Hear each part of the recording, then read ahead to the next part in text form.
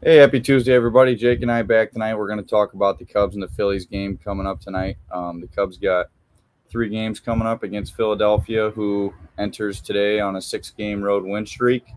Um, the Cubs have won 9 of their last 11 games, and the last time we did a video, they were 28 and 37, and now they're 37 and 39, and are only 3 games back of the division.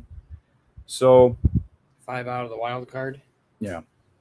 So obviously, big things have happened since we had Jake's video where he was all pissed off, which I think there's a lot to be optimistic about now, especially with the way they've played over the past couple of weeks. And probably should have won both games in London, but it was for Trey Feeble Mancini. We didn't. But really quick, tonight's lineup, you got Nico at second leading off, Seiya batting two in right field. You got Happ in left, um, Morel in center, Swanson at short, Mancini at DH. Thank God he's not playing first. Bellinger at first, Jan at catcher, Madrigal at third, and I don't know. I'm kind of weary on tonight's game with Talion at pitcher, but that's what you got. Jake, go ahead. Why he? What has Mancini done to deserve the DH today?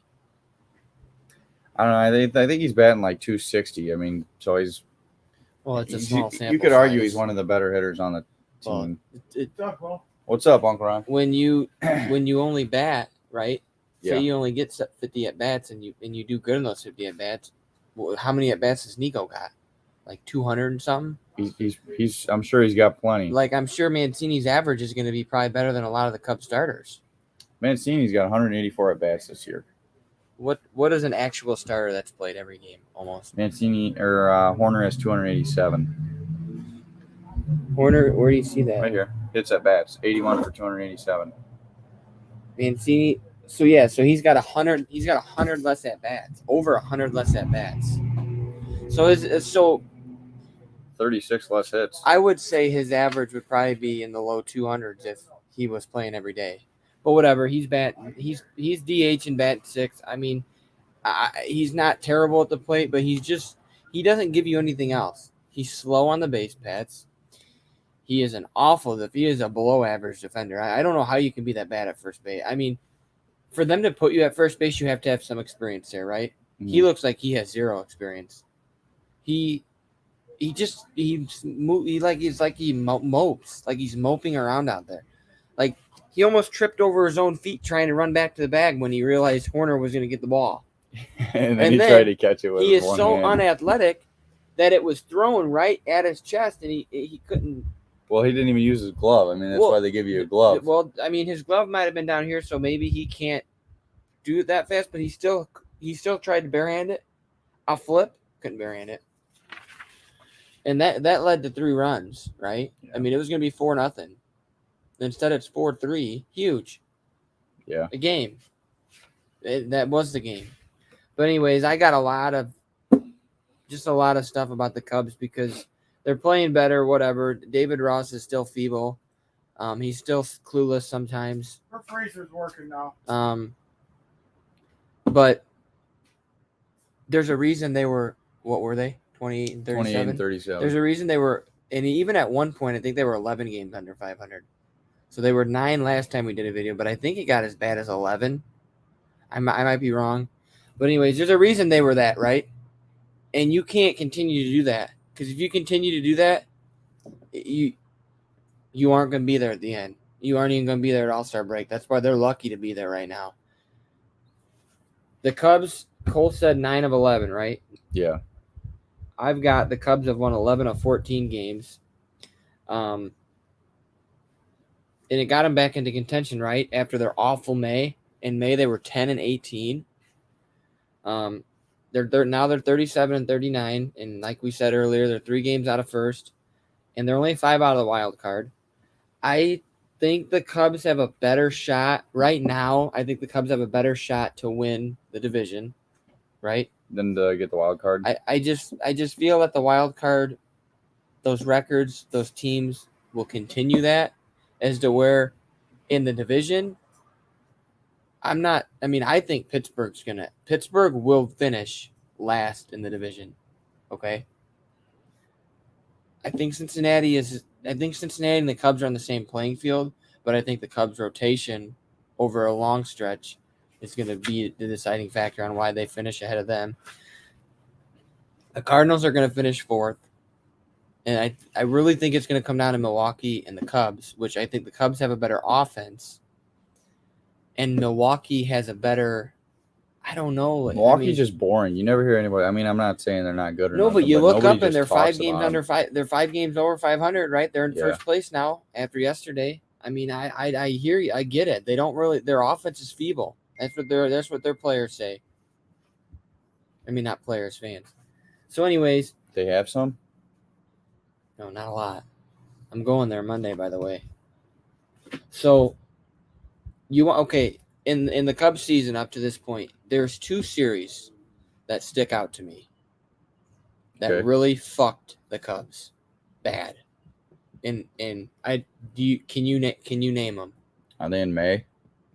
But that's not the point. Well, I'm just asking, were they in May? One was in May, and I believe one was in early June. Maybe the Angels. No, that was a bad series, but they won one. I don't know. Okay, but anyways, I just thought you might know. Do you remember that weekend series in Miami?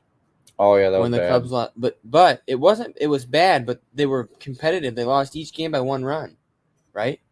Yeah. So they couldn't squeak out one of those wins. And then the other series was in early June when they got swept by the Reds at Wrigley. That's 6 losses that you didn't see coming, and I mean this is why they're. I mean, had they just won 3 of those games, I mean their records flipped and they're probably in first place. But just those 2 series really, really stick out to me, and I thought I'd mention that. And I mean, the Reds are a good team now. The De La Cruz is a stud. I mean, I know they've now lost 3 in a row. They won 12 in a row before that. Yeah. So that's what the Cubs need to not do that. The Cubs need to find a happy medium, right? Like win 2, lose 1, win 3. Like because you're not going to rattle off 12 wins in a row all the time. It's hard to rattle off 2 wins in a row versus MLB. So if the Cubs can win, if they can just keep what they've been doing, we'll see. I don't know. And then I got in this winning streak the last couple of weeks. Hot streak, yeah. There's, believe it or not, they've beaten the best teams in the league. Yeah. Okay. San Francisco, Tampa. really good record, right? Yeah. Tampa Bay, best record in the league. At the time when the Cubs took 2 or 3 from Pittsburgh, they were like first. 6 or 7 games over 500. Yeah. Baltimore has like the 3rd best record in the league. Pittsburgh again, who suck. Now they suck. I get that. Split against the Cardinals. You split against St. Louis, which is your rival. Doesn't matter who's good or who's bad. When you play your rival, it's a good game most of the time. But I think this homestand, like, remember, okay, like a week ago, we said that we were coming home to play. They were coming home to play St. Louis for 3. No, Pittsburgh for 3 and Baltimore. It was the last 6-game homestand. And we said, like, this is going to make or break the Cubs season. We both said that. A lot of people said that. I feel like this series, this homestand, is almost as just important, if not more, because now you've got back to where you wanted to be, right? Mm-hmm. So now you're either gonna fall back down the ladder, or you're gonna stay in the middle or climb towards the top. And to be honest, Philadelphia and Cleveland, I mean, it could be worse. You could have, the other better teams coming in to play you. You know what I mean? Yeah. So I just feel like can they go 4-2? Because 4-2 puts you at 500 after this 6 games. Well, I'm interested to see how they respond tonight. You do know they have to go 4-2 to be 500 after the 6-game homestand. So like that has to be the bar. Yeah. Like I said, I'm interested to see how they come in and play tonight. Obviously after a tough loss in London. It was a tough loss. It was a bad loss. Stroman got the blister on his right finger, but Ross said that as he knows Stroman, that he expects him to play the next time it comes around. But Speaking of Something that as blister, simple as a blister could be a big deal for a pitcher. before we lose topic on the blister, it didn't pop or burst, right? I don't know. That, I didn't no, it read that didn't. much That's what into I'm it, saying. but So yep. that I think that's good. Or do you want it to pop because then it I can have go no away? idea. I don't get very many blisters, but I don't either. But anyways, I heard it didn't pop, and they said it was good. He's not supposed to miss any. He's not supposed to miss his next start, which is probably going to be Friday or, well, since he pitched Sunday, I bet you Steele goes Friday, and Stroman goes Sunday. No, Stroman would go Saturday, because Steele goes Friday, and then it would be. I'm trying to figure out who would pitch for me on Monday. Huh? Steele's going Friday. It already tells you that? Yeah, Steele goes Friday. Good. Oh, June. Here we go. July. Oh, already July. Yeah, Stroman goes on July 1st, which would be Sunday, I believe. So, he's throwing Sunday? Oh, no, he's throwing Saturday. Okay, so then. He's throwing Saturday, so and then then Italian throwing again on Sunday. So okay, so then it looks like the Cubs are going to see. It looks like we're going to see Smiley July 3rd. So, what's tough about going to face the Phillies is you have your 3, 4, 5, right? So now we're going to really find out if this Cubs starting rotation can continue its success. Well, Italian's kind of been an ass all year, so we'll see how tonight goes. But I agree. He has not been good. That's why I'm saying. That's why interesting series versus Philly, because it's your 3, 4, 5 going. I mean, you got to now. Schwarber's batting 181, but he hits a lot of home runs. Yeah, so you got to watch how you pitch Trey him. Turner, you know how good of a batter Castellanos is. Harper's doing pretty damn well coming back from his injury. They got a good lineup. Yeah, it's a pretty good line. And then they got it's a good 1 through 5. I mean, their second baseman's hitting 295. It's a pretty good lineup. It's a pretty good lineup. I don't know how they're 40 and 30. It's got to be starting rotation. They've been hot lately. Like I said, the 6-game win streak entering. But so Jared Young got called up. I don't know if you knew that. He's a first baseman in AAA. Cubs called him up? Yeah, and I think that's because who's your backup at first, right? If something happens to Belly. Mancini there anymore. Okay, so I believe that's why he got called up. Plus, he won something of the week down at lower ball. I think it was like player of the week because he had like 3 home runs and he was on base like 10 times. But is he a higher prospect than Mervis? I mean, everybody was talking about Mervis, and he did well defensively. He just wasn't. No, but this Jared Young's 27. Mervis was like what? Mervis 25, 26. I mean, no, I think is he? Yeah, he's 25 or 26. Is that fucking old? Let's see. Are you looking it up? Matt Mervis is 25. Okay, so he's a little older, but Jared Young's obviously has a couple more years on him, so I don't know. Yeah, you see more baseball. I got written down a couple other news for the lower ball Cubs. Their number 1 pitching prospect, Cade Horton, Oklahoma, has a 1.29 ERA in June. Stud. Future. Pete get hurt. Crow Armstrong is number 10 on the MLB top 10 prospects in all of baseball. He's 10. Horton was top 50. I seen that yesterday. And then here's some other stats going back to the regular Cubs. The NL ERA leaders in the NL, the Cubs have 2 of them in the top 3. Stroman is 1 at 2.28, and Steele is 3 at 2.62. Pretty good. I mean, it's the only reason why they're even sniffing 500. Yeah. The Cubs rotation leads the NL in ERA at 3.7 at 3.77. The Cubs rotation leads the NL in ERA, and they're second in WHIP at 1.20. I mean, you can't complain about starting pitching. If you do, you'd be foolish. At times it's been the bats. and not even the bats. It's runners in scoring position. Because even when the Cubs were losing, they were getting guys on every fucking inning. They were getting them in scoring position. Couldn't get them in. I think their defense has been above league. I think it's been well above league average. Yeah, it has. But It's the problem with the Cubs when they do make an error. It's a costly fucking error, and it's happened multiple times. A couple of them from feeble Mancini, but with the Cubs rotation, and I got written down like the Cubs rotation pitches to contact. So there's going to be a lot of balls put in play with the Cubs, right? Because they don't have guys who have high velocity, right? Who's your fastest starting pitcher? Maybe Stroman? No. Well, it's not Hendricks. It's not Smiley. It's not Hendricks. It's not What Taillon. about Steele? It's either Steele or Stroman. If Stroman reared back and Steele reared back, it's going to be close to 93, 94. Those guys are like 99. Those are like 91, 92.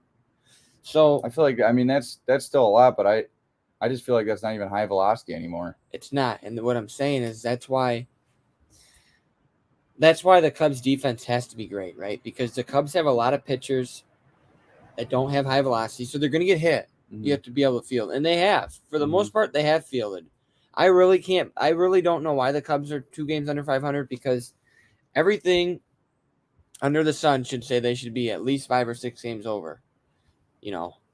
Even weeks ago, the Cubs were leading everything in a lot of categories, and their record was awful. That's why I sometimes hate stats, but the starting rotation stats really stick out to me. So when you look at tonight's game, you look at the lineups. Not a bad lineup for the Cubs. You got the Cubs taking tonight's game in the smoky air tonight. Yeah, I'm gonna tell you why. Because the Cubs are good at winning Game 1 of series under David Ross. They're very good at winning Game 1s. I've noticed that. I like the Cubs. I think the offense will show up today. It's just. You think anybody homers tonight? Yeah. Oh yeah.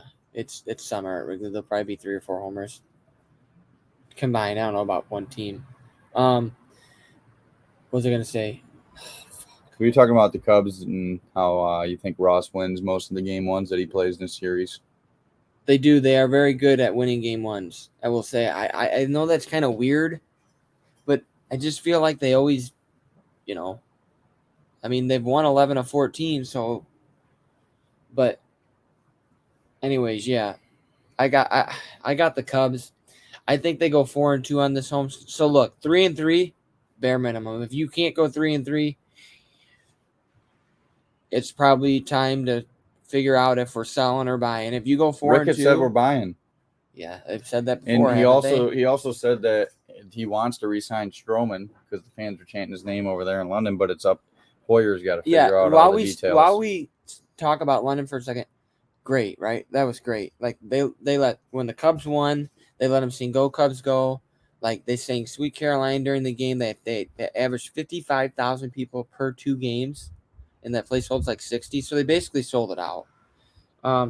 But just a shout out to Cub fans who are absolutely, when I say insane, like there were so many Cub fans, and listen, there were so many Cardinal fans, but it was like 60-40. I heard from people that were there, multiple people on my Twitter. So like you would walk downtown London, and you would see like every 7 Cub fans, you'd see 2 Cardinal fans, so 60-40. But just a shout out to all you guys who doesn't matter. I mean, the Cubs really, they're average, but it doesn't matter, right? I mean, so many people made that trip. Mm-hmm. Well, and for a lot of them, it's cool to see London. You got a reason to go over there. I think that's why, but that costs a lot of money. Mm-hmm. And just a shout out to Cub fans, which we know this. We already know this, but it's to the people who say Cub fans only show up because it's Wrigley Field. Well, how do you explain that in London? So that's pretty much all I got about the Cubs. Are playing well. Look, by no means is anybody saying they're great or they're good, but there are stats to prove that why they can be good. And I mean, we're almost at the halfway point, right? So your starting rotation's been good for Majority of the year, For- I think. 90 games. Been good. Haven't played 90 games yet, but Well, yeah, what are they? They're 37 and 39, so that's just under 80. yeah. So it'll be what after All-Star break? It'll be like 95, Yeah, probably. around 90. I'd like to see Morel in the home run derby. Still, 80 games is enough to tell you that. I mean, that's enough for a starting pitcher to have probably thrown 10 Yeah. times. I think Morel, if he gets asked, he'll accept. I don't really know about Wisdom. He would be like a late. He would be I like don't know why they'd ask him, to be honest. well, that would be if someone got hurt, or if someone didn't or pulled out. They might say, hey, he was on a tear. Mm-hmm. That's all I got on the Cubs. Yeah, I really got nothing else. Hopefully the Cubs can pull it out tonight. We'll see how Talion does. You never know. We don't have a lot of faith in Talion, as you can see, and he's at a 6.07 ERA. So right. I mean, why should we? Yeah, 6.71. Oh, even way worse. The other guy that they're facing tonight, Suarez, is 3.5. So that's about average. I mean, in the mid threes is hittable. It's not unhittable. Talion's very hittable at 6.7. He'll probably give up a couple home runs tonight. Got to hope the offense is there. But yeah, he's giving up 10 homers, so expect the Phillies probably hit a couple home runs tonight. We got to score some runs to win tonight. Yep. Well, I'd say at least 6, 7 I would runs. say if the Cubs get 5 or 6 runs, they'll win. Because I think what you can do is pull Talion if you see him start to struggle, and then the bullpen does what the bullpen has been doing lately, which is pretty good. Yeah, that's the last thing I want to say. The bullpen's been really good. I seen some stats on Twitter about Alzolay, and he's been tearing it up. So he's been shout out to him and the other guys in the bullpen. Merriweather's been pretty damn good. Yeah, he's been. Now listen, even Fulmer's been good. Little turnaround the last couple weeks. Fulmer's been unhittable. So you get him things going. Are starting to click. We'll see if they keep clicking, and then we'll see what we're going to do with the deadline. This is how they were playing in May, or this is how they were playing in April. Yeah. Okay. And then in May they took a fucking month off, and then even the first week of June. Mm-hmm. But this is how they were playing. So now it's all about consistency, right? Mm-hmm. So we'll see. You're going up against a powerful lineup tonight. You're going to have to answer that, which they have the offense to do that if they're on. We'll see. Yeah, we'll see. Well, I hope everybody enjoyed. Make sure to like, subscribe. We'll try to be back a lot sooner than we were last time. It's just things get really busy and working overtime and stuff like that. So try to get back next week. Everybody have a good Tuesday and go Cubs.